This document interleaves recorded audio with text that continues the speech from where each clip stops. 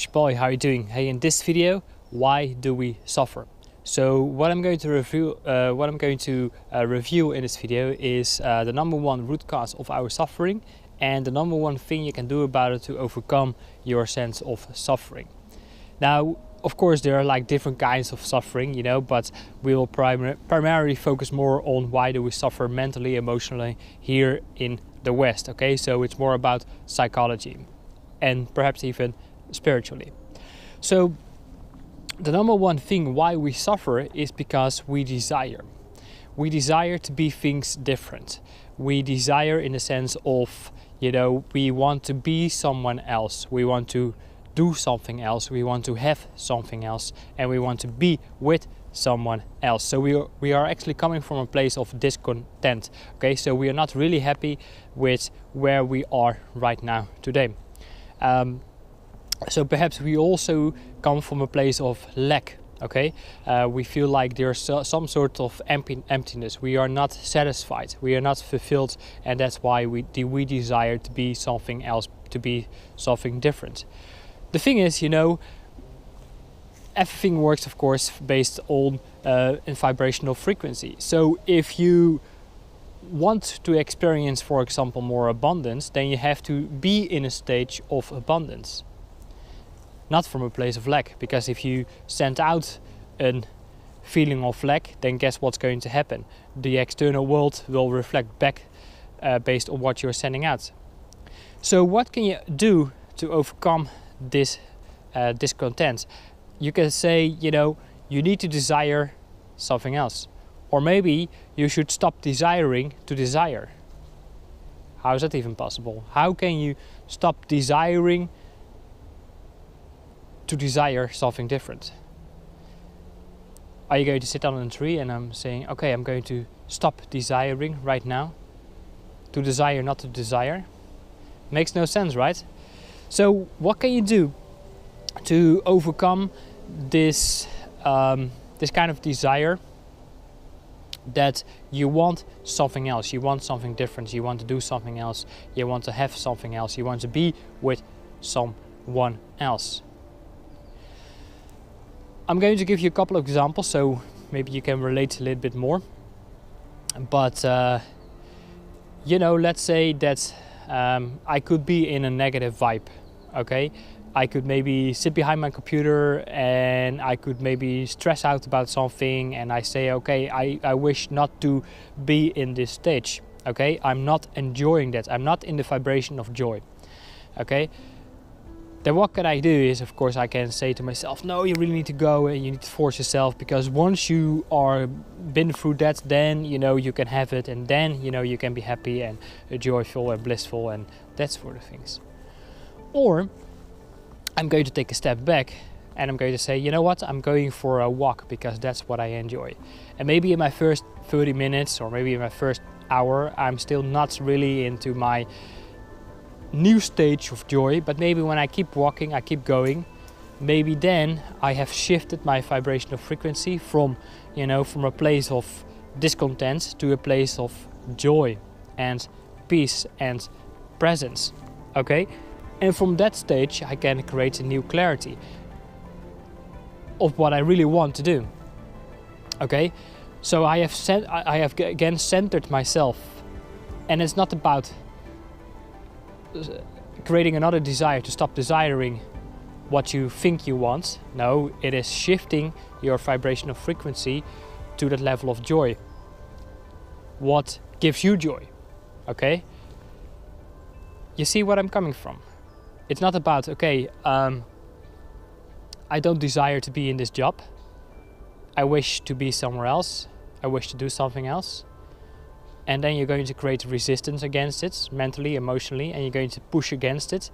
But guess what's going to happen? If you push more, then boom, it comes more back into your face, right? So if you create more resistance, then what you resist persists.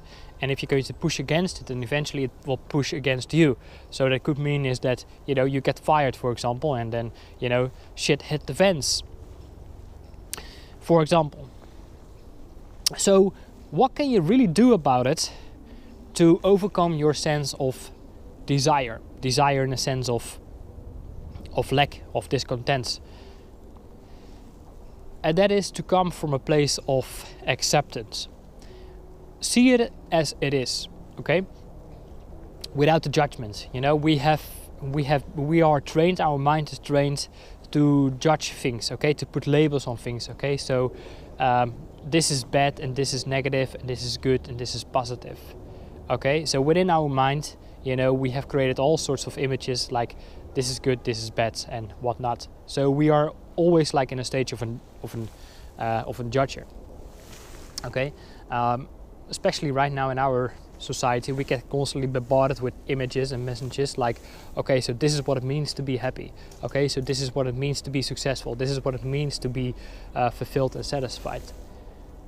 That might be for some, but maybe for you it might be in a different way.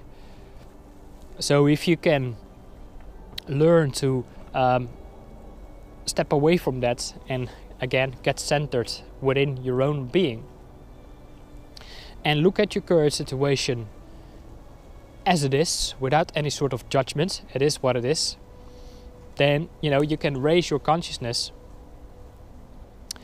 and you can start to tune in to that what gives you really joy. I'm going to give you another example. For example, you know, you wish to be your financial situation in a different way, okay?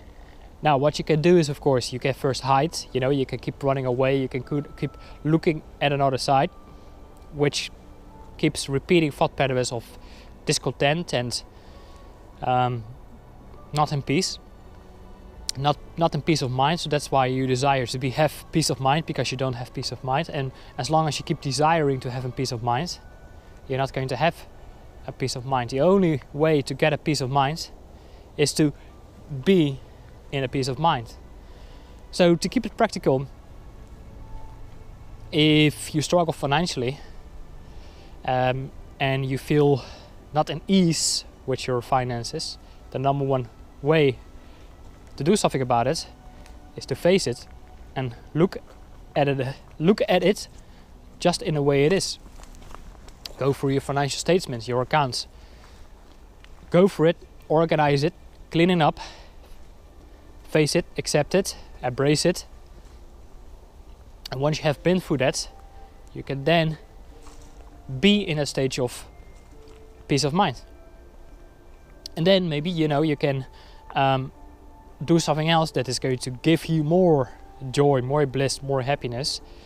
And that's another way to tune in, to raise your vibrational frequency. Maybe you then can say, okay, now I have peace of mind. Now I can go ahead and go for my nice walk in nature. Now I can go and create this nice piece of art. Now I can do what I really want to do, because now I feel I have deserved it. Now I can do it without the worry, without the stress. And then your sense of desires will disappear. So really, to sum it up, desire, why we suffer? We suffer because we desire. We desire to be someone else, okay? So we wish that we could be someone else. Second is that we want to do something else. Third, we desire to have something else, and we desire to be with someone else. So we're coming from a place of discontent, of a feeling of emptiness, of restlessness. And the art is not to stop desiring to desire, but to shift your mind, to shift your vibrational frequency, and to step away from that and just look at it as it is, without judgment. And maybe step away from that and do something you really enjoy doing. So you tune in to your own vibrational frequency, you're raising your vibrational frequency, and that's really a way to shift. And then you can start looking already more at it, and then you go already more into a place of acceptance. Okay? You can learn to embrace it, to accept it. And when you come from a place of acceptance, you can see it just as it is. You can look at it as rational.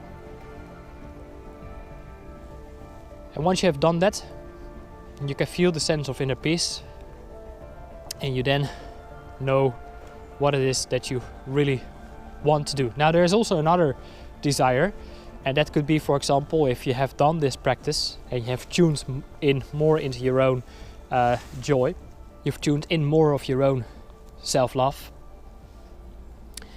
more self-acceptance, you know who you really are, you're more in tune with your true authentic self, then what will happen is like you're filling up your own mind, your own consciousness, with your pure light love consciousness.